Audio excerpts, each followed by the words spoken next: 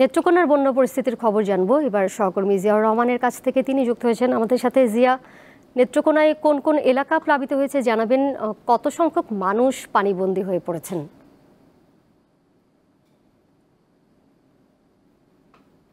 দোলা, আপনি যেমনটি বলছিলেন নেত্রকোনা জেলায় বন্যা পরিস্থিতি সর্বশেষ তথ্য আমি যদি জানাতে চাই, এই নেত্রকোনা জেলার 3টি উপজেলার অন্তত 9টি ইউনিয়নের 25,000-এরও বেশি মানুষ কিন্তু এখন পর্যন্ত পানিবন্দী হয়ে পড়েছেন।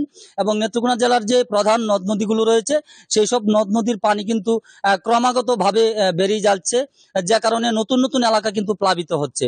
আপনাদেরকে যদি একটু জানাতে চাই যে নেত্রকোনার যে প্রধান একটি নদী রয়েছে কংস, সেই কংস নদীর পানি কিন্তু আজকে বিপদ সীমার 15 সেন্টিমিটার উপর দিয়ে প্রবাহিত হচ্ছে।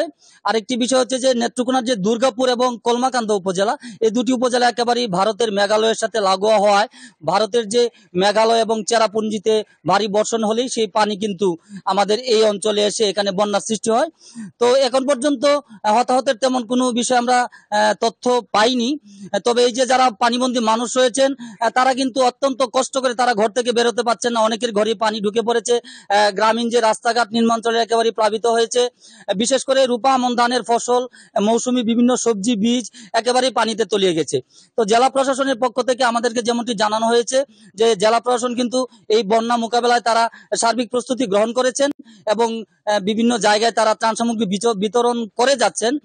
পাশাপাশি আরেকটি তথ্য যদি জানাই যে এইসব অঞ্চলের অন্তত অর্ধ শতাধিক শিক্ষা প্রতিষ্ঠান কিন্তু এই বন্যার পানির কারণে বন্ধ হয়ে গেছে। এই প্রতিষ্ঠানগুলো কিন্তু প্লাবিত হয়েছে। শিক্ষার্থীরা ঘরে বসে আছে।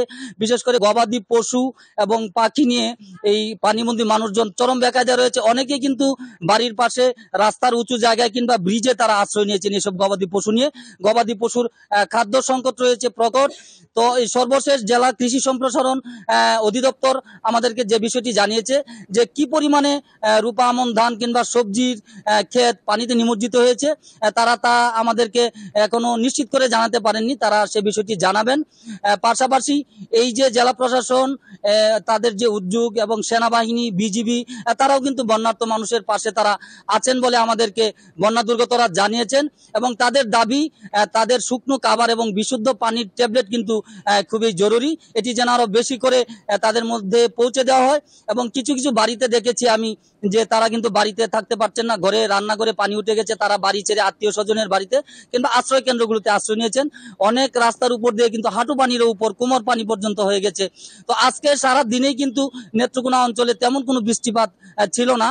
তারপরেও কিন্তু কংসের পানি সহ অন্যান্য নদীগুলোর পানি বেড়েই চলেছে। এর কারণ হলো এই যে ভারতের মেঘালয়ের যে ঢল, সেই ঢলের কারণে কিন্তু এই নদীগুলোর পানি বাড়ার কারণে নেত্রকোনায় বন্যা দেখা দিয়েছে।